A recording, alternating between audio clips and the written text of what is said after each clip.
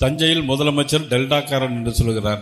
10,000 கோடி ரூபாய்க்கு நீர் மேலாண்மை திட்டம் அமைப்போம் என்று சொன்னார். இதுவரை செய்தார்களா என்று சொன்னால் இல்லை. ஒன்றியந்தோறும் தானிய கிடங்குகள் அமைப்போம் என்று சொன்னார். இதுவரையிலும் செய்யவில்லை. எந்த ஒன்றியத்திலாவது இதுவரையிலும் தானிய கிடங்கு அமைத்திருக்கிறார்களா என்று சொன்னால் ஒன்றுமில்லை. ஜூன் மாதம் பயிரிடப்பட்டது 1,30,000 ஏக்கர்.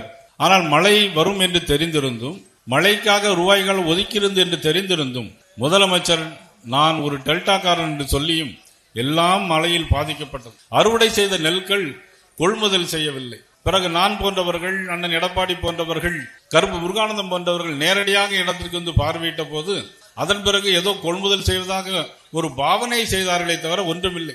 துணை முதலமைச்சர் அவர்கள் வந்தார்கள்.